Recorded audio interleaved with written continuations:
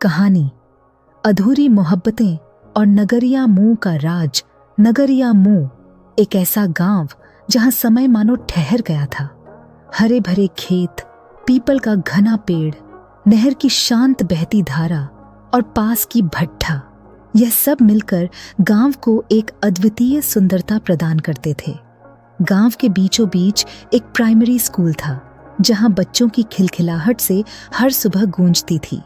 गांव में एक पापड़ की दुकान भी थी जो नहर के किनारे लगती और शाम के समय वहां चहल पहल होती। इसी गांव में रहते थे 3 परम मित्र, दिलीप, सचिन और शुभम। ये तीनों एक दूसरे के साथ बचपन से थे। उनका जीवन जितना सरल था उतना ही गहरा और जटिल था उनके दिलों में बसी प्रेम कहानियों का सफर। दिलीप की कहानी अदृश्य प्रेम। दिलीप तीनों में सबसे शांत और गंभीर स्वभाव का था। उसका स्वभाव ऐसा था कि वह बहुत कुछ सोचता लेकिन कम ही बोलता। उसके दिल में दिव्या नाम की लड़की के लिए जगह थी। दिव्या उसकी जिंदगी में अचानक आई थी। वह शहर की लड़की थी और नगरिया मुंह में अपने ननिहाल आई हुई थी। दिलीप ने दिव्या को पहली बार गांव के पीपल के पेड़ के पास देखा था। वह सफेद सलवार कुर्ते में हवा से खेलती अपनी चोटी को संभाल रही थी। उसकी मुस्कान दिलीप के दिल में घर कर गई, लेकिन यह प्यार एकतरफा था। दिव्या को शायद यह एहसास भी नहीं था कि दिलीप उसे चाहता है। दिलीप ने कभी उसे अपने दिल की बात नहीं बताई। दिलीप रोज उसे दूर से देखता, कभी खेतों से, कभी नहर के पास से। लेकिन दिव्या शहर लौट गई और दिलीप का प्यार वहीं ठहर गया।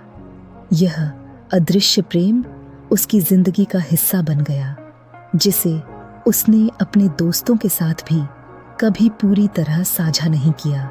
सचिन की कहानी गांव का पहला प्यार। सचिन का स्वभाव इसके बिल्कुल विपरीत था। वह मजाकिया, खुशमिजाज और बातूनी था। सचिन की मोहब्बत का किस्सा गांव के ही एक त्योहार से शुरू हुआ।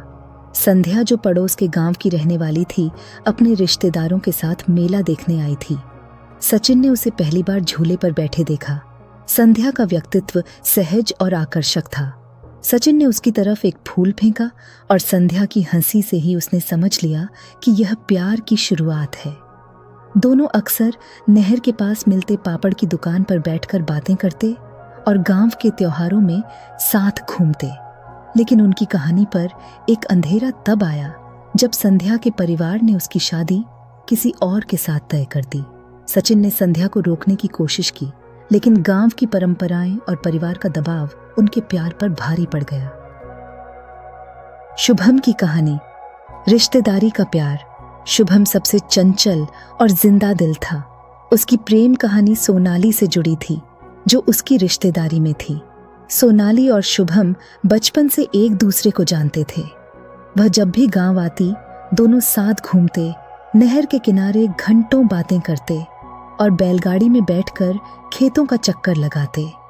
शुभम को एहसास तब हुआ कि वह सोनाली से प्यार करता है, जब एक दिन सोनाली ने कहा, तुम हमेशा मुझे खुश रखते हो।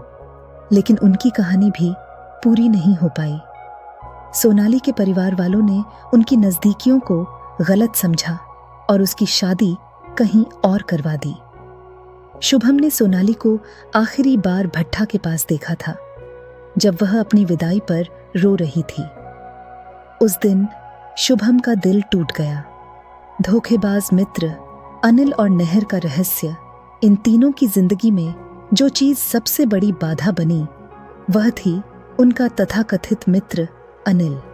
अनिल इनका बचपन का दोस्त था, लेकिन वह बहुत चालाक और स्वार्थी था। वह तीनों की भावनाओं का मजाक उड़ाता और उनकी प्रेम कहानियों में अड़चनें पैदा करता। एक दिन सचिन, शुभम और दिलीप नहर के किनारे बैठे अपनी अधूरी मोहब्बतों के बारे में बात कर रहे थे। तभी अनिल वहां आया और उन्हें एक पुरानी कहानी सुनाई। उसने कहा, इस नहर के पास एक पुराना रहस्य है। कहते हैं जो भी यहाँ अपने प्यार के साथ आता है वह हमेशा के लिए अलग हो जाता है। तीनों दोस्तों ने इसे पहले मजाक समझा, लेकिन धीरे धीरे उन्हें एहसास हुआ कि उनके साथ भी ऐसा ही हुआ था। नहर जो उनकी मुलाकातों का गवाह थी, शायद उनकी अधूरी कहानियों का कारण भी थी। अंत, अधूरी कहानियों का मिलन। एक दिन दिलीप, सचिन और शुभम ने तय किया कि वे अपनी अधूरी कहानियों को पूरा करने की कोशिश करेंगे। उन्होंने नहर के पास बैठकर कसम खाई कि वे अपने अपने प्यार को वापस पाएंगे। उन्होंने सबसे पहले अनिल की सच्चाई को उजागर किया। पता चला कि अनिल ने सचिन और संध्या के परिवार के बीच गलतफहमी पैदा की थी। उसने शुभम के रिश्तेदारों को भी भड़काया था। अनिल का मकसद इन तीनों की खुशियां छीनना था। तीनों ने मिलकर अनिल को गांव से बाहर निकाल दिया और अपनी कहानियों को फिर से संजोने की कोशिश की। क्या वे अपनी अधूरी मोहब्बतें पूरी कर पाए? यह सवाल शायद अधूरा ही रह गया, लेकिन नगरिया मोह में उनकी दोस्ती और प्रेम की कहानी हमेशा जीवित तड़फती रही। नहर के पास की वह पापड़ की दुकान, पीपल का पेड़ और प्राइमरी स्कूल इन तीन दोस्तों की यादों का गवाह बन गए।